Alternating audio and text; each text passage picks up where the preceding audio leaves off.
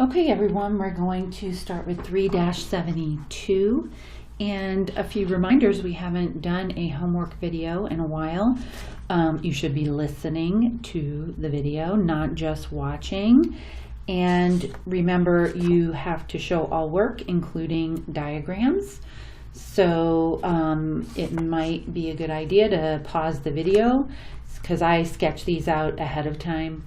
So if I'm going fast because I've already got it sketched out, just pause the video and quickly sketch whatever the diagram is. Now there are a few diagrams that you don't have to draw. I'll let you know. But 372, yes, I expect you to draw these diagrams. So also, let me make a card. Also, your ebook should be open to lesson 3.2.1. While you are doing the homework, so that if you are wondering, what was that question? What are we supposed to figure out? You're not just watching me do math, you're actually figuring out the question, hopefully with me, or maybe even before I do it. Okay, so beginning with 372, the directions say to use what you know about the angles of a triangle to determine the value of x and the angles in each triangle below. So we're solving for x, and we have a triangle. We know all the angles in a triangle add up to 180. So we're going to write an equation that x plus 90 plus 79 equals 180, and then just solve for x. So combine like terms, 90 plus 79. And then subtract that from both sides. So if I subtract 169 from both sides, I would get 11.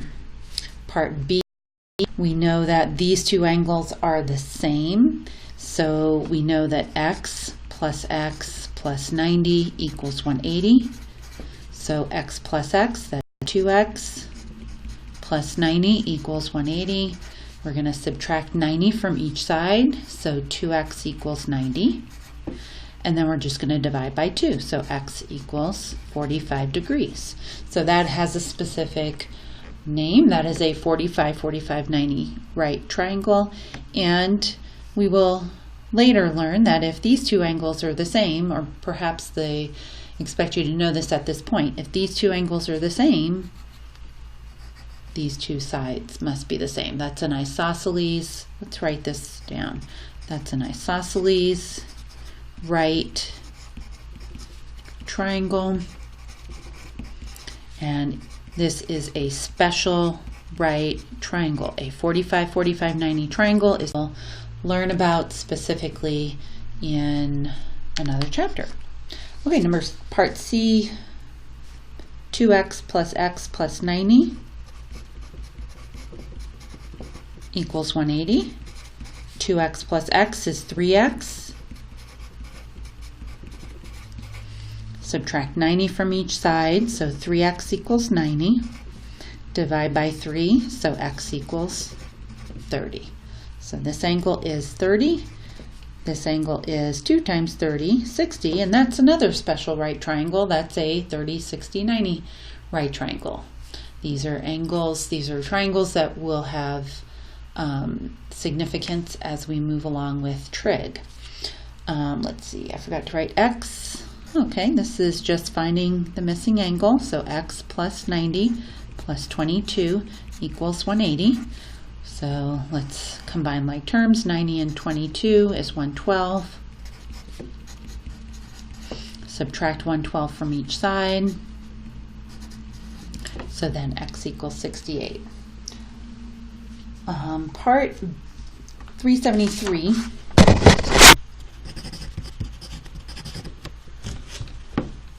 Okay, in a standard deck of 52 playing cards, 13 cards are clubs, and 3 of the clubs are face cards: the king, the queen, and the jack.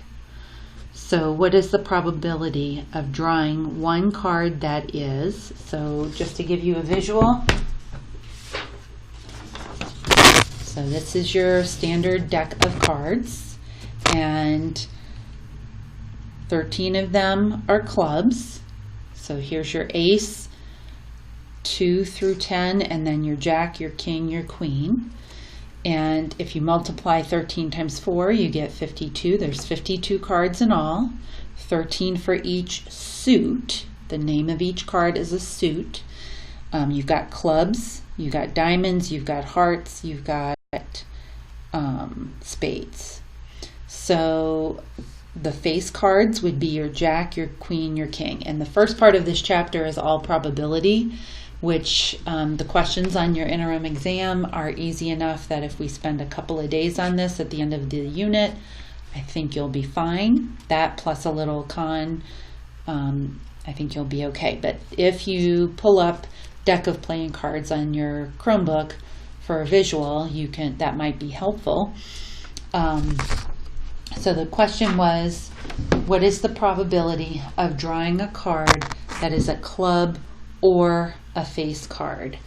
So if you look at some math notes, these are the math notes from lesson 3.1.5. There are some very helpful math notes here if you are not too strong in probability. I'm going to go kind of fast through this question, and then when we do some work with this at the end of the chapter, we'll go a little bit slower. So this question said a club or a face card. So if it says or, then we are looking at a union of two events. So that's the event in which the first event or the second event or both occur. So for example, the union of the events 2, 3, 5, 7 and 2, 4, 6, 8, 10 would be all of those numbers, 2, 3, 4, 5, 6, 7, 8, 10. So this is saying what's the probability of getting a club or a face card. Let's write that down.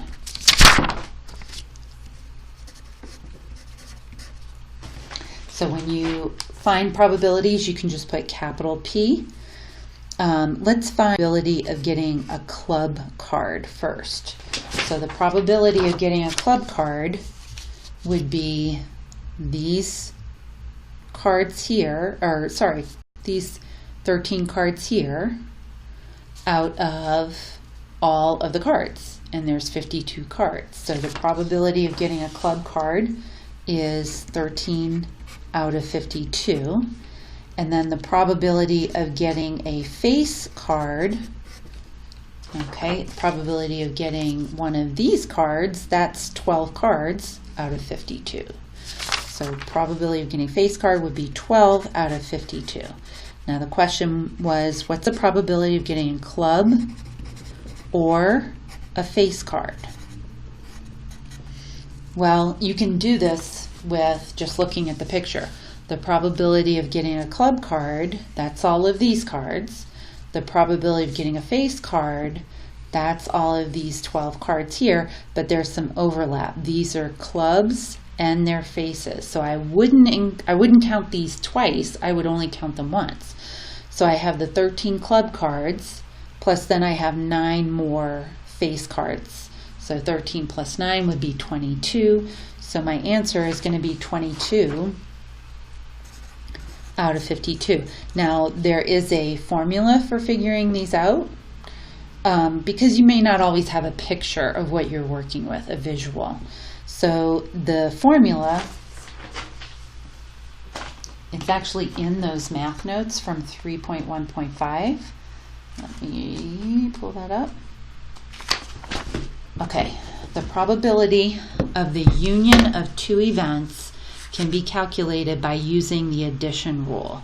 So the probability of A or B, or it might be written probability of A union B, is the probability of A plus the probability of B minus the probability of A and B, which is called the intersection of A and B. So for example,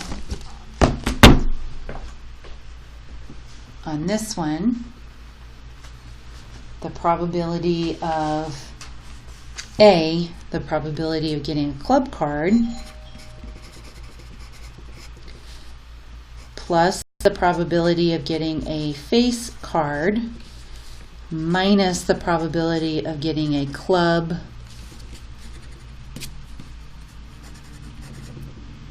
and a face card.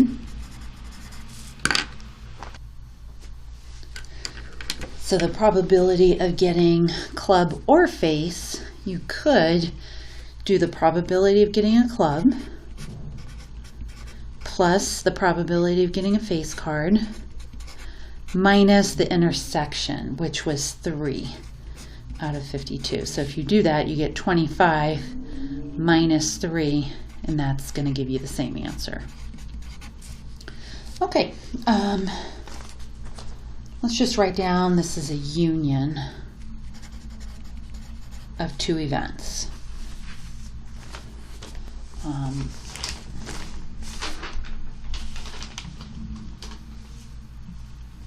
Or sorry, this one's an intersection.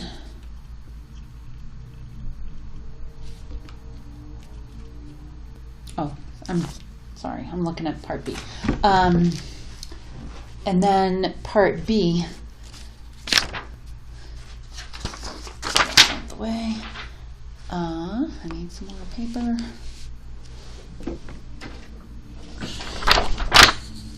Okay, part B says, what's the probability of drawing one card that is a club and a face card? So,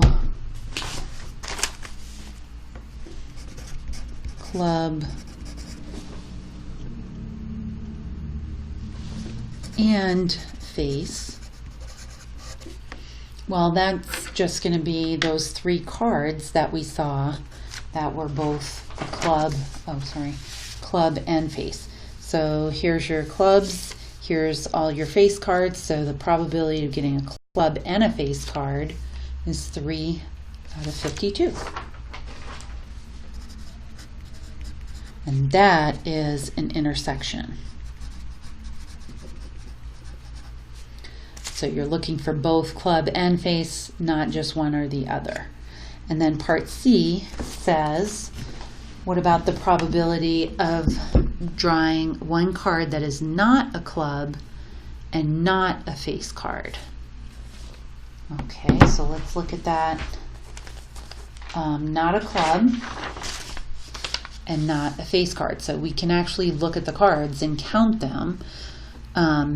So if it's not a club, that would be all of these cards here. 13 times 3 is 39, but we don't want the face cards, so then it would really just be 10 times 3, which would be 30.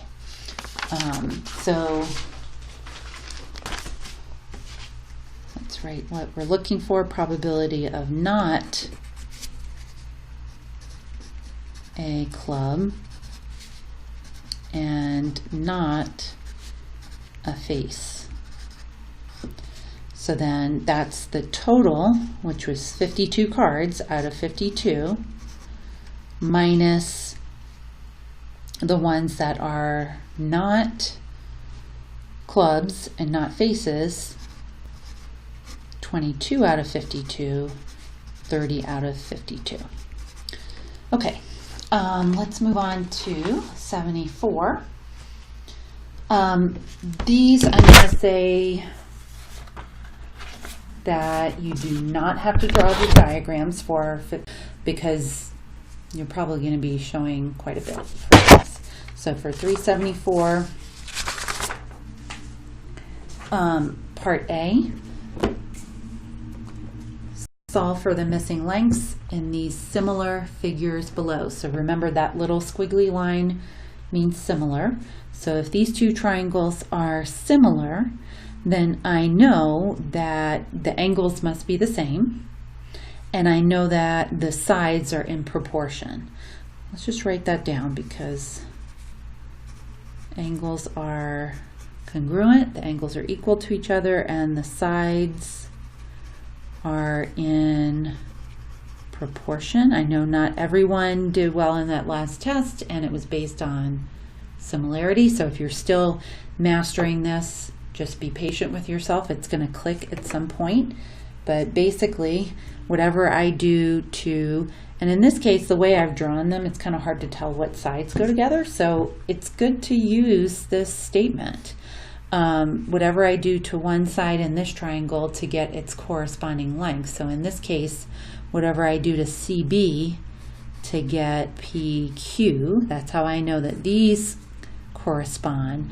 I'm going to do the same thing to 6 to get AC to get OQ, to get F. So I'm going to write this out because I think some of you might benefit from this. So I'm going to start with AB. AB is to OP, as BC is to PQ,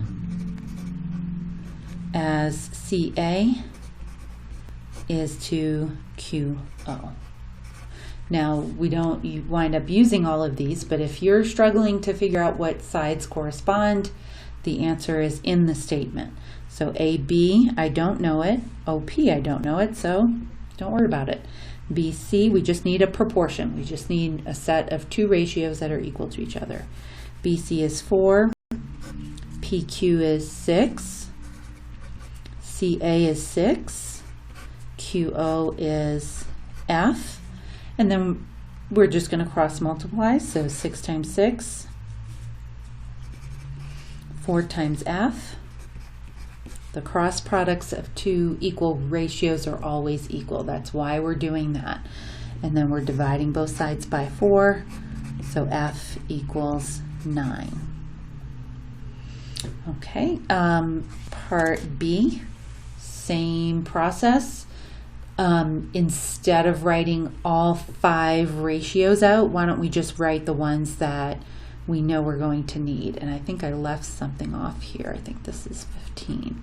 Okay, so this one's easy to tell that EF probably corresponds to FST, and you can see it in the statement. EF does correspond to ST, and then I'm not going to write FG and TU because I don't have either of those measurements, and then I know that GH corresponds to UV.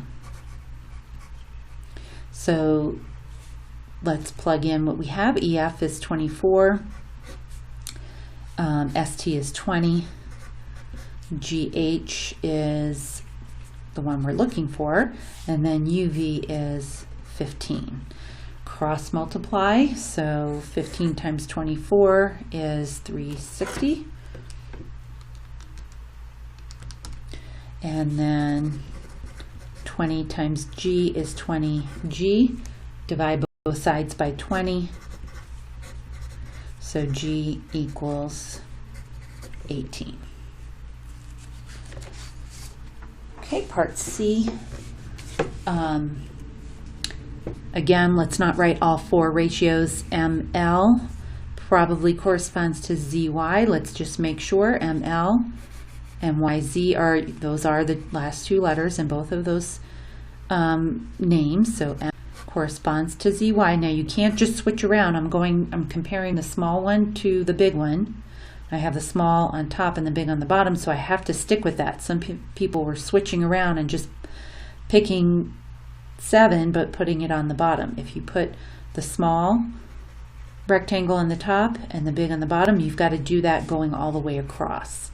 So I am pretty sure MJ is going to correspond to ZW, MJ, first letter and last letter, and then ZW, first letter and last letter.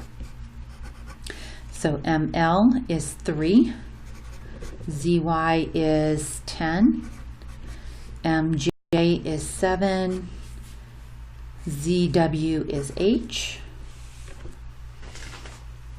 Let's solve for H. So I get 3H equals 720. And then let's just divide both sides by, or 70. Why did I put 720? Divide both sides by 3. So let's just leave it like that, 70 over 3. Okay, for 375, we have some polynomials. It says multiply each pair of polynomials, then that is rewrite each product as a sum. So this is the area written as a product. We're just going to quickly multiply this and write it as a sum. So yes, you do need to write this out. And let's put product right here, because I'm sure you're going to be seeing, well, I know you'll be seeing it again, but that terminology is going to probably come up again on your semester exam. And I know it's on the interim exam. So let's put 2x plus 1. You could put it here, you could put it here, it doesn't matter. 3x minus 2. 2x times 3x is 6x squared. 2x times negative 2 is negative 4x. 1 times 3x is 3x. 1 times negative 2 is negative 2. Now we have like terms here that we can combine when we write it as a sum. Let's put equals. This is going to be 6x squared. You usually start with your highest exponent and go down to your lowest. Let's combine these two together. Negative 4x and positive 3x is negative 1x, and then minus 2. So that's my area written as a sum. Same process here, it's just you're not dealing with two binomials. So I'm going to do, instead of a 2 by 2 square, I'm going to do a 2 by 3 rectangle.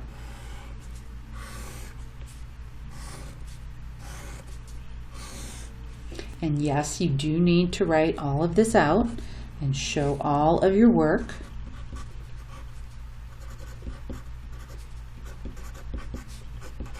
Okay, 2x times 3x squared is going to be 6x to the third.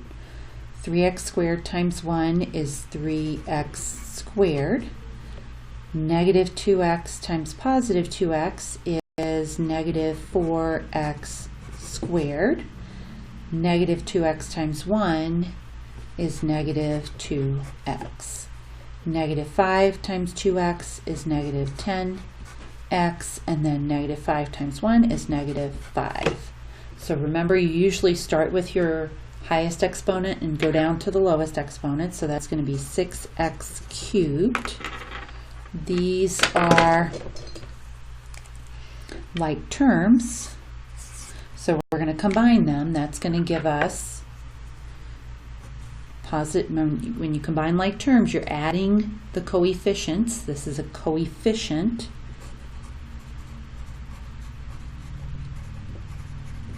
Of x squared. You're adding those together. So positive 3 and negative 4 is negative 1 squared. And then these are alike. Negative 2x and negative 10x, so if I combine them, I get negative 12x, and then minus 5 is the constant. This is called a constant if it doesn't have a variable.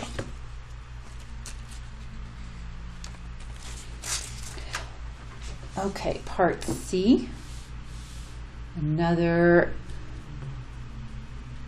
2 by 2 square.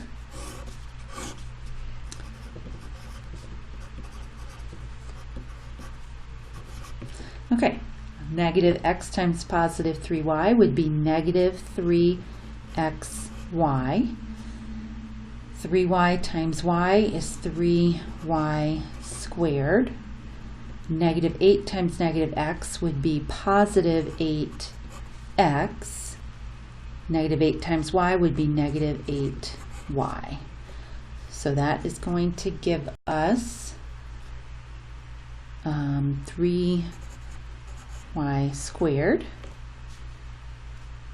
minus 8y minus 3xy minus, plus 8x.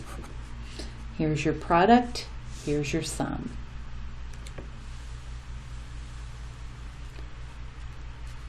Another 2 by 2 for part D.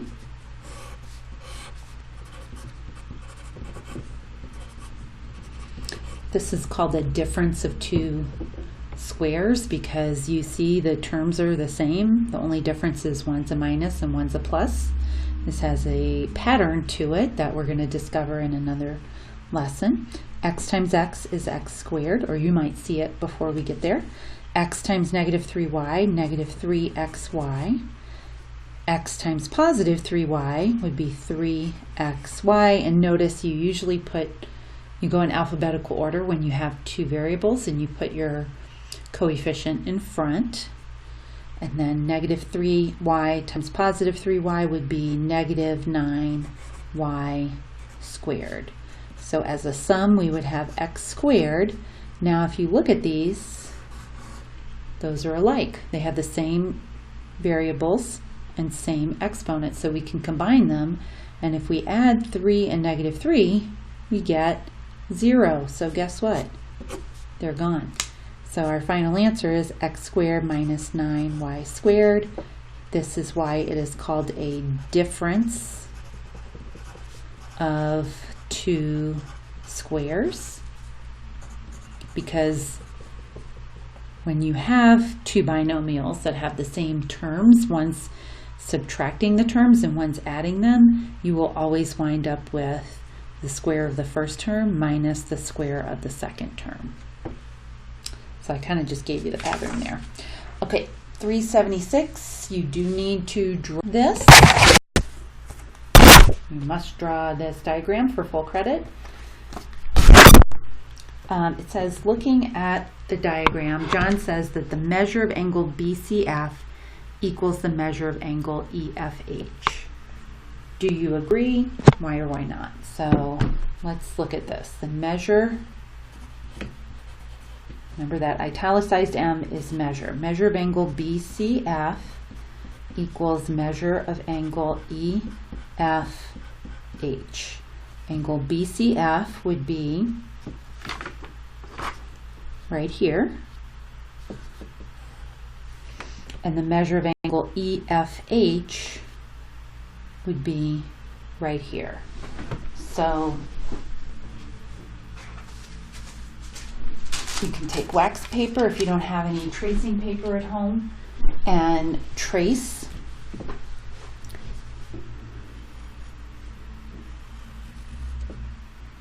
one of your angles,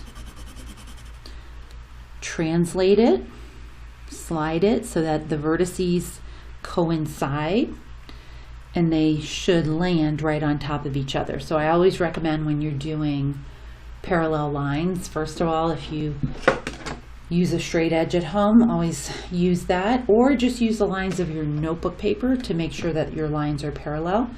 This is great practice for some of those earlier con assignments that will be on the interim exam and that are very easy to do if you just use some tracing paper. So do we agree?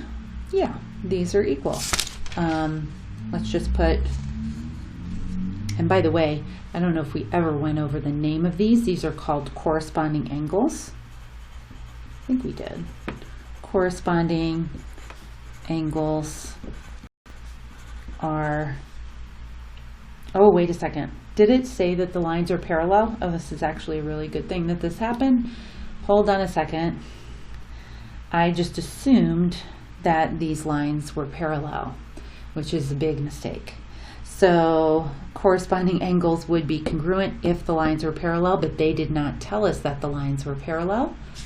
And I'm going pretty fast, and I was skipping over looking at that. So actually, corresponding angles are only congruent if the lines are parallel.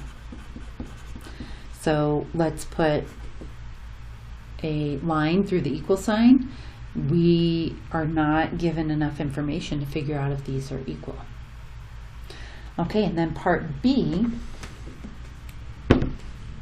it's kind of good that that happened, the way that it happened. Part B says you can't be sure, John says you can't be sure those angles are equal. An important piece of information is missing from the diagram. what is Jim talking about? He's talking about what I just caught.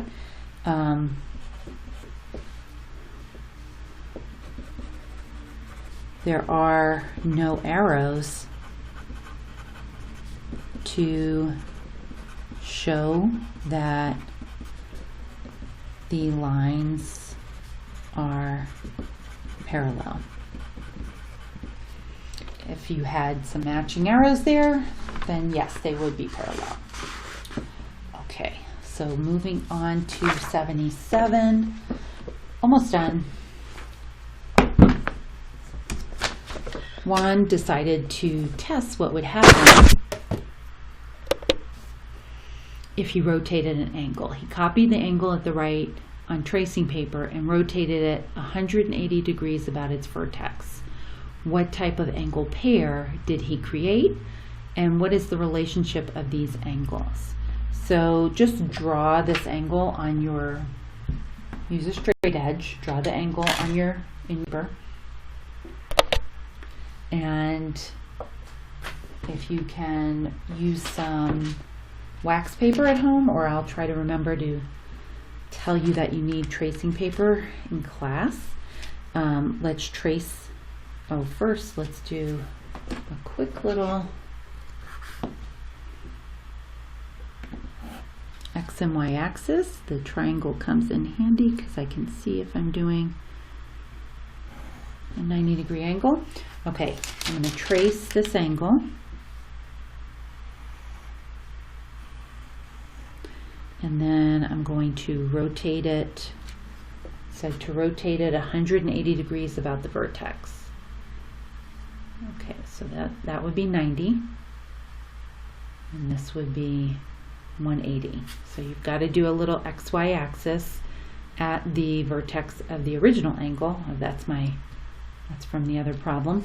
So if I look at these two angles, those are, do you remember what these are called?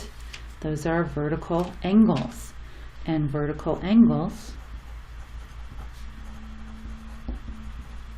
are congruent. That's what I like about this book. It brings back information that you may not have mastered and circles back to it. So hopefully this is helpful. Part B, Juan then rotated the same angle 180 degrees through a different point. So now he's going to rotate through this point, draw the angle in the rotated image, and describe the overall shape formed by the two angles. Okay, so now I drew these angles separately, so let me quickly do another XY axis.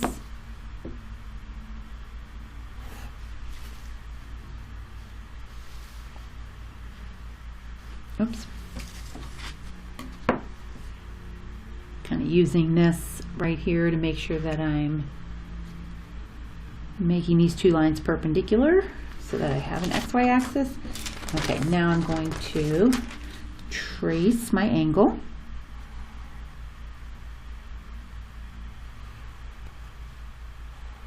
And rotate it, instead of rotating it about the vertex. Let's see. I don't know if you want to put the pencil here. I think we do. Okay, if I rotate it 180 degrees, oh, I need to put my XY axis. I'm not sure if they mean to do this. If you do that, you just wind up with vertical angles again. I don't think that's what they meant. I think I'm supposed to do a little XY axis right here.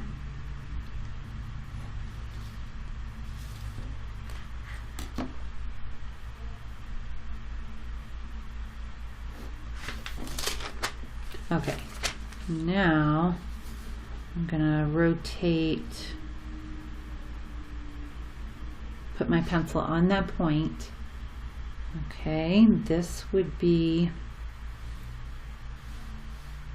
90, and this would be 180. So then it's going to look like a Z.